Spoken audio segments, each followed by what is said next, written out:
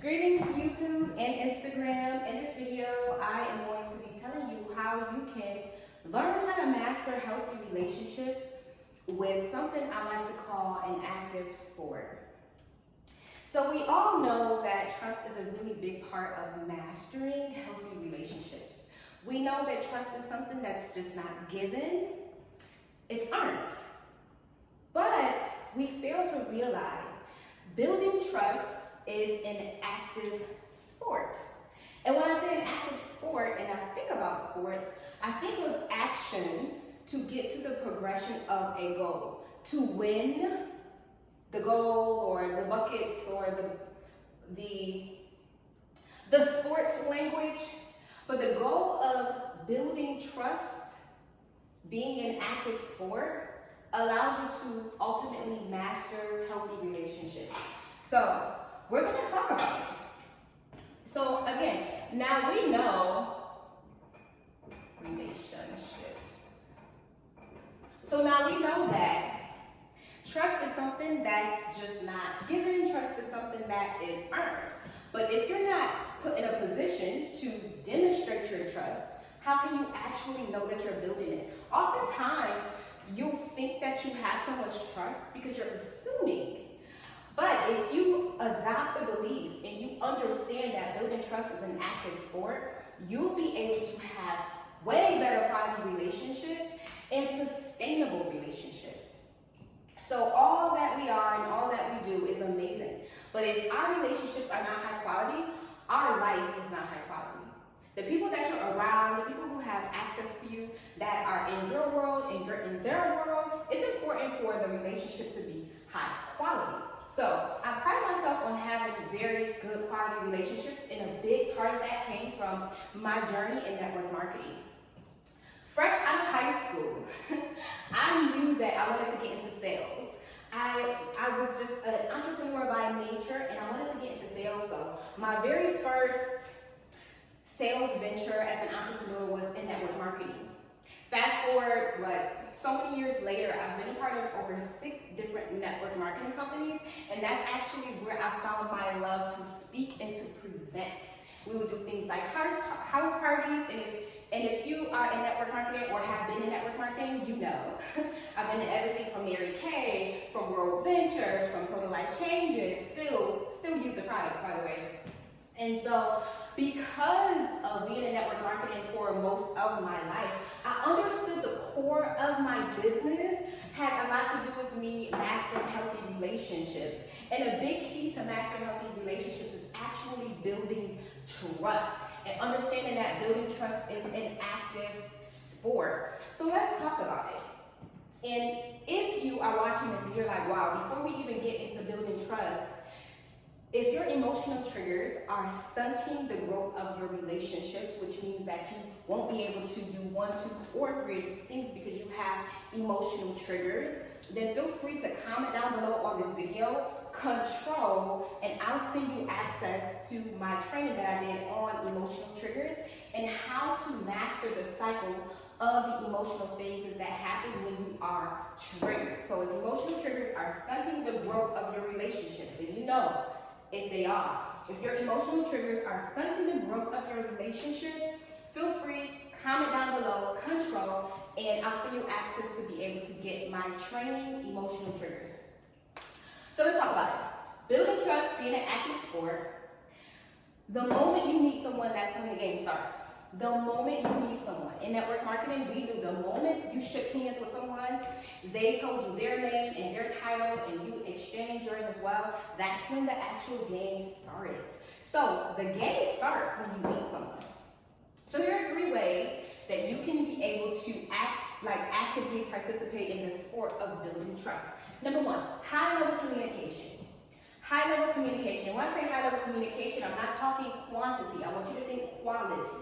And when I say quality, I am meaning that when you converse with a person, when you have a conversation, if you have a meeting, or whatever it is, exchanging some form of dialogue, there's value on top of value, on top of value, on top of value. After they got done talking to you, do they feel like the quality of their life has changed for the better?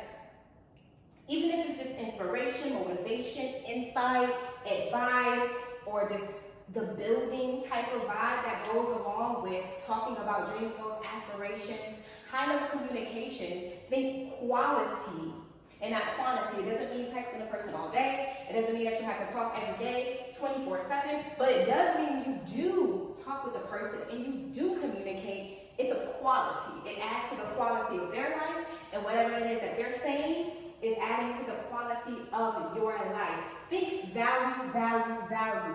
This is how you become the know, like, and trust in your friend group. This is how you become that person that everybody wants to talk to and have access to.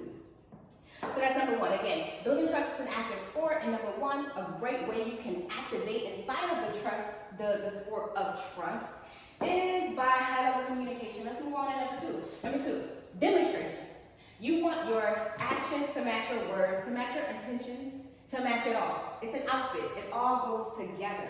What you want to do is you want to be a demonstrator. You want to show through your actions that you mean what you say what you mean. You want everything to match and be cohesive, like a beautiful outfit. You want everything to match. What am I drawing? An outfit. You want everything to match, right? So you want to be able to demonstrate through your actions the high-level communication, the number one, the high-level communication. You want to be able to demonstrate the quality that you converse when you are conversating. And when I break down like conversations, the core word that I'm hearing is, of course, conversion, but it's also converting, which means that you're converting your thoughts in your mind. You're converting your thoughts in your mind into the words that you speak, so that way it can go into the thoughts in that other person's mind. So you want to make sure that what you're demonstrating aligns with the quality communication that you're having. Let's move on to number three. Again, building trust is an active sport, and here's how you get active. We want to master healthy relationships. That's in business, that's in personal, that's in professional, okay? And so because of that, we need to ensure that we are being active, right? And number three says, save space for expression. So, if you want to get activated, when someone comes to you, a business colleague, someone that you work with, a romantic partner, a family member, when someone comes to you and they are expressing themselves, like this right here, this is so key. When they're expressing themselves, you want to make sure you have something called an open door policy. The reason why anyone who's in my world is so comfortable with me and I make them feel so good is because I have an open door policy. What does this mean? I have an open door policy, which means that you can come to me and you can express the way you feel. I curate a safe space for you to be able to do that intentionally. What does that look like? How do you know that you're creating a safe space? Well, when someone comes to you and they are expressing something to you, the first thing you want to do is validate the way they feel. If someone comes to me and they're telling me how they feel, I immediately have to validate how they feel to show them through demonstration. I want to demonstrate to them that I actually do care about the way they feel, despite if I meant it or not, despite if I feel like they're incorrect or not, despite anything. I'm going to demonstrate that I care for them by taking accountability and validating the way they actually feel. Okay, so that open door policy leaves room for actual expression. This alone is going to drive the trust factor. Your trust factor all the way up. You want to talk about building trust, right? This right here, just having that open door policy alone to be able to allow someone to express themselves and demonstrate that it's safe enough for them to be able to do so will allow your trust factor to go all the way up. And this is what we talk about when we talk about high quality, healthy relationships. Okay, that open door policy is going to allow for that to happen. Number one, acknowledge and validate their feelings. Number two, instead of taking it personal and deflecting and dismissing the situation, work through it with intent for progression. I'm a true believer. If you are not ascending, you are descending. I am a lover of progression. I am a lover of progress. And progress Progress doesn't necessarily mean you're right, I'm wrong. Progress is simply we have a new understanding because of this high level communication. I now have a new way of demonstrating because this high level of communication. And you were able to come to me and have this high level communication because I had what? An open door policy. It's safe haven over here in these streets. And it feels good to the person who's on the other side of the relationship. So number one, open door policy, when creating that safe space, means that you cannot take things personal. It's not about you. In the moment when someone is coming to express something to you, it's immediately about them. Now, this requires emotional intelligence, as we all know. This requires for you to get rid of the emotional triggers that come behind when someone comes to you and tells you something about how you make them feel or how they feel. You cannot be emotionally triggered. And if you are working through emotional triggers and you've been having a hard time and it's been stunting your growth, comment down below, control, and I'll see the link to the training that I just did on the 5 phases of emotional cycles that we go through. Naturally, we all have had or have emotional triggers in some way, shape, or form.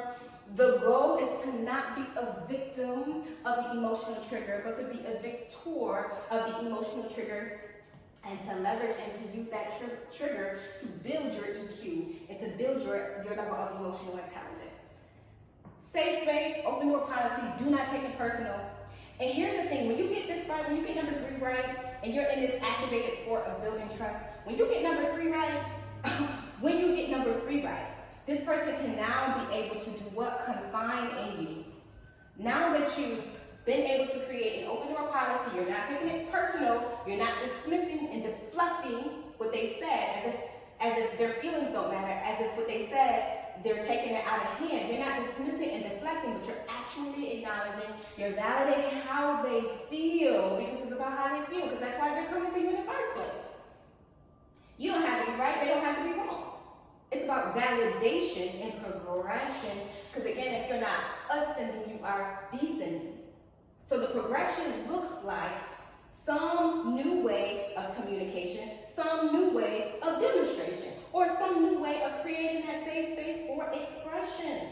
When you get these right, this person can now be able to, they can be able to confine in you. And this does what? Provide them with the confidence, provide them with the confidence to be able to actually trust you. This all goes in a beautiful circle.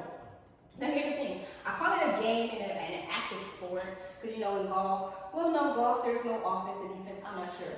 I think you just hit the ball. But like in football and basketball that I know of, if I'm wrong, you know, it's not my name. But there's offense and there's defense, I believe, right? Yeah, I think that's correct. There's offense and defense. So you're not always probably going to be at the winning level of the trust. So that's the reason why I say it's a sport, because anytime something happens where you lose someone's trust, it's not an end-all, be-all, but it's a phenomenal opportunity for you to put your big boy or your big girl pants on to be able to say, okay, I got to get in the game. Okay, it's time for me to get in the game. Let me put the marker on my cheeks and let me get in the game. Let me go 1, 2, 3. Let me get in this game and show this person that I actually do care about our relationship. Let me get in the game and increase my level of high quality, high level communication. Let me make sure when I'm talking to them, I'm adding quality. Let me make sure when we are connecting, it's quality. Let me make sure I'm demonstrating and my outfit match. Okay, my intentions match my words, match my actions. Okay, let me get in the game and create that safe space for them. And even if they don't come to me and need to express it to me, man, let me initiate that. Let me ask this person, hey, I would like to talk to you. How do you feel about me? How do you feel about that situation that happened? You create that round table, baby, because you're emotionally intelligent. So when you do this, even if you're at the lose stage of the game, you can go back up to the winning stage and no problem, at no problem, and no emotional cost to you. Because life is about healthy relationships. At the end of the day, we all want healthy relationships. And if you get these correct, and you understand that building trust is an active sport, you'll have those healthy relationships. And the people in your world is going to adore you. They're gonna love you. The people in my world can confide in me. They absolutely love me because I'm a demonstrator. I don't just tell them that I love them. I don't just tell them that I care about them. I don't just tell them that they're amazing. I demonstrate through my actions, through my intentions, and it all matches with my words. And when they come to me, I have an open door policy. When they have something that they need to say, even if it's not specifically directed to me or for me or whatever the case may be, that's okay. But I have an open door policy. All my people know you can talk to me. And guess what? There's going to be no judgment that's passed. But guess what? At the end of the conversation, we're going to ascend though. I bet you we're going to ascend. And that's something that they can rely on, so that ability to confide in me creates confidence that then builds that trust. Now we got a whopping high quality relationship. This is the key to the game. Building trust is an active sport. And if you're saying to yourself, well, wow, that's so amazing. Oh my goodness, it makes so much sense. But I can't get over this emotional trigger. Well, when it's time for me to communicate, I get triggered. Or, sometimes my nerves just get the best of me and I can't really adhere to these things, or I can't even get in the game of trust because I can't do this or that because I'm triggered. You have to master that emotional trigger first.